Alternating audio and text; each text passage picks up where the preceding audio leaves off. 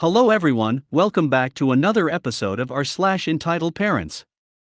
In today's episode, entitled parents threaten to ostracize me unless I marry someone from our culture. EM demands me to get her son a job and give her my referral money. EM thinks her daughter should receive tutoring for free.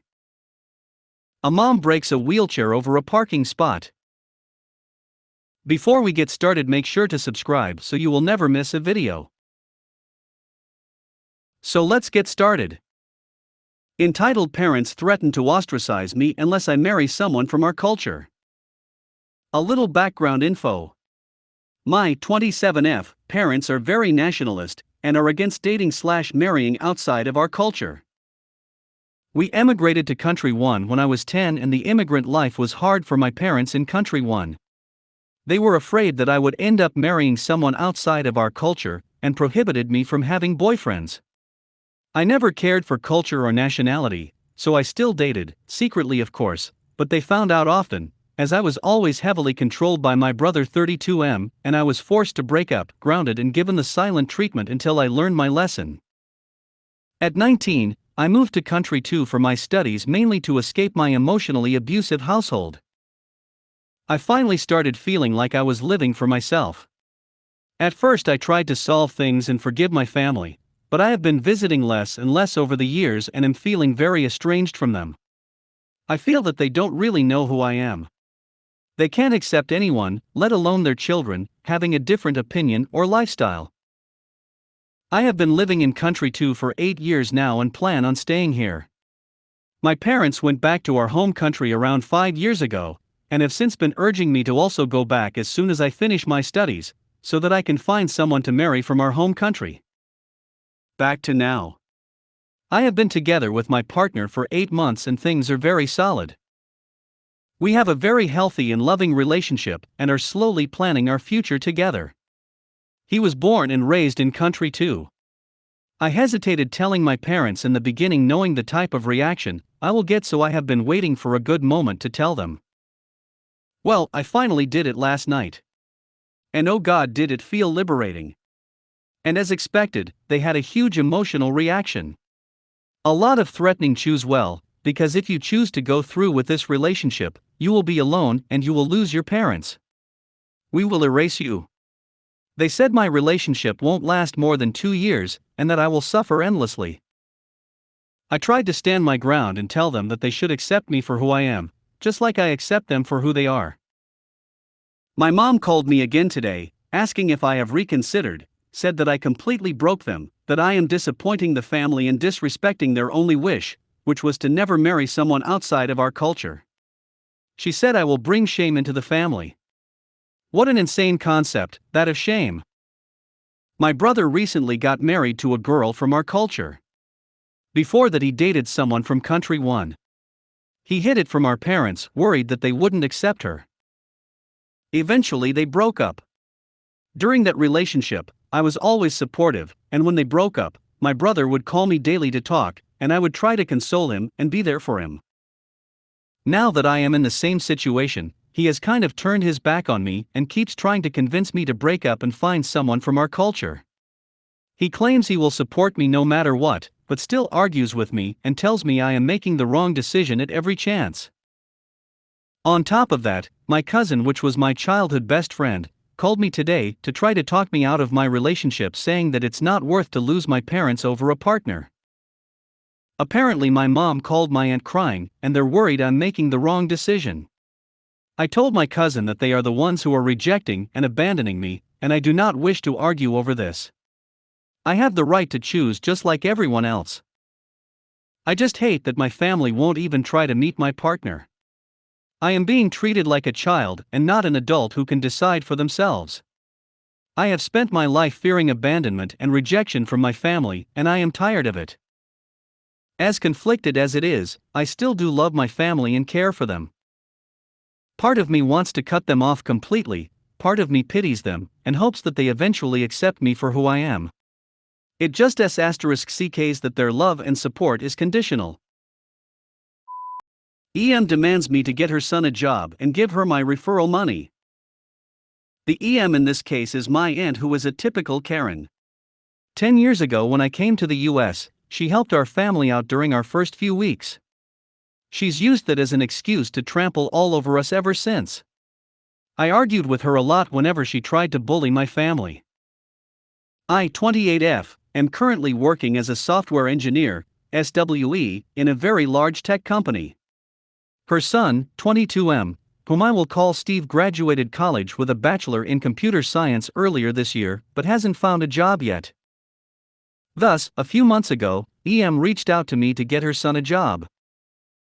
Not really a nice ask like, "Hey Giraffe, can you help get cousin Steve a job at your company?" but, "You need to get cousin Steve a job because it's your responsibility and my son deserves it."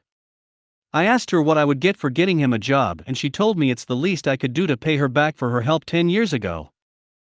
So I helped him fix his awful resume and passed it to my company's college program. I know a few recruiters in my company, so I followed up with them to get him an interview. Without a referral, resumes can be filtered out by some computer, so it's much more difficult to get interviews. My cousin managed to get an offer and accepted it. At my company, whenever you refer a candidate and they accept the offer, you get a referral bonus which is dependent on how experienced they are. Since Steve was a new grad, the bonus wasn't huge, but still decent, let's say $1,500. In a recent family gathering, I was minding my own business when Steve came over. He works in a different office and different team, but I knew it's hard for fresh engineers to onboard remotely during this pandemic. We chatted about tips to get promotions quickly. I am 2 ranks above him, and have quite a lot of experience navigating the corporate world. During the conversation, Steve asked if I got my referral money for his referral yet, and I told him that I did, and thanked him for accepting the offer. EM heard this from across the room and immediately came to tell me to hand over that money. Of course I refused, which made her extremely angry. She yelled, saying I make so much money being single with no responsibilities, while she is a mom. Your son is 22, and already started working, earning 6 figures. She told me that without Steve being such a genius and got the offer, I would not have gotten a dime, and for that I should give the money to her. Steve tried to calm her down to no avail and asked me to maybe give her half, $700. I told him that's all I received after taxes. I told him to give her his $20,000 sign-on bonus, which was standard for new hires at his experience in my company. Right upon hearing this, the EM quickly turned her anger towards her son, because he apparently had not told her, and kept all the money to himself. Anyways, the money is now going towards my new piano, and I am blocking EM on all social media. EM thinks her daughter should receive tutoring for free. I'm a trainee teacher at a secondary school in Germany. We offer free tutoring for children with bad grades in the main subjects, i.e. German, English, maths, but every grade only has 2 time slots, and will tutor as many as we have to. If the parents decide they don't want this, they can always go to a private tutoring agency, but tutoring is mandatory when the grade is below average. I offer the English tutoring classes for grade 7 at the moment. Keep in mind, I'm doing this on top of my usual workload, which as a trainee teacher is higher than the average teachers with the same hours, because I also have to go to seminars each week and have to prepare lesson visits. My seminar teachers come into my lesson, and I have to write a 10-page report about the class, the topic, etc. each time they come. I get paid 80% of what a normal teacher with my amount of hours gets paid. I inform all the pupils with below average grades about the 2 time slots, and ask that we try to keep both slots at an about even number of people, 14 pupils to tutor, so 6 to 8 per group would be optimal. I then ask them to decide on a time slot or hand me a note from their parents that they'll go to private tutoring. One pupil asks me to meet with her mother over this. I agree, thinking that she maybe wants to know what we're offering in tutoring or STH like that. Well, not exactly. You see, the pupil has so many hobbies that she doesn't have time during the 2 slots, and the hobbies can't be moved to different times. But she also doesn't want to go to private tutoring. So could I maybe just tutor her in the evening? I was a bit taken aback and said that this wasn't going to work since I don't have the time, and also it's not exactly legal to meet up with pupils for one-on-one tutoring. The mother wasn't happy. She pushed and told me that I clearly have much free time because I only work half day, yes, because the other time is occupied by my seminars and preparations, and it would be a great learning opportunity for me and so on.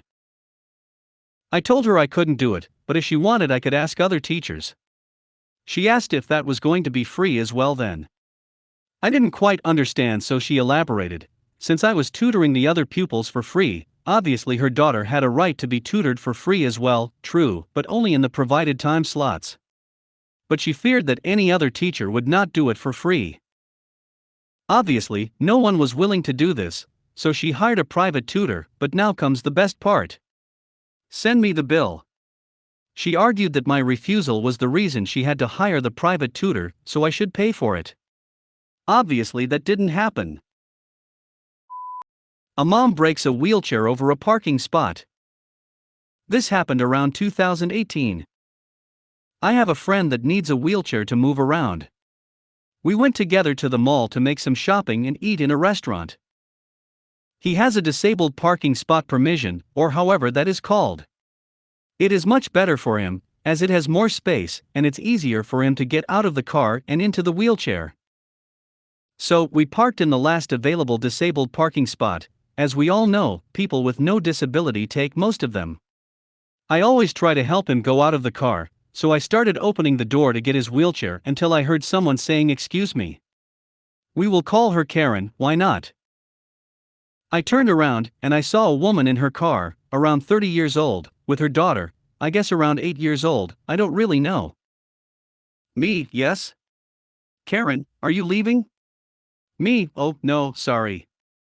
I just parked. Karen, visible angry, do you know that this is for disabled people, right? And you don't look disabled, but I am, I can't move properly. So you have to move before I call security. She obviously didn't see this thing that you put in the car, so people know you are disabled and have a permission to park there, which she didn't have. I did hold my need to laugh, turned around to the car again, and took out the wheelchair. Me, I am not the disabled one, my friend is. Now I will go help him, have a nice day. Karen, no, wait. My daughter has a birthday party here, and we will be late if you don't give me your spot. And they don't let anyone go in if they are late. Me, I am sorry to hear that, but I really need a disabled spot for my friend, and the way you talk to me before don't make me want to help you too much. Karen, screaming, you have no idea what having a kid is. You will ruin her day. Me, no, I am not, who is arguing, instead of find another spot, and you should have come earlier, it's not my fault. Karen comes out of the car and runs to me, she got crazy. Screaming I don't even know what, in another language, in my face. Me, I thought you were disabled. I see you can move perfectly. Well, I don't know how, but this super tinny woman managed to kick the wheelchair so hard that she broke a wheel, and then ran away again, screaming in another language and laughing like a little evil girl. She thought that she ruined our day, but my friend has 2 wheelchairs in the car in case one breaks, it happened in the past. We reported it, of course, police came and told us to come later to the police office, so we could eat. Thanks to the security cameras, they found her and made her pay the wheelchair plus a little compensation. I am sorry for the girl, she couldn't go to the party because of her crazy mom.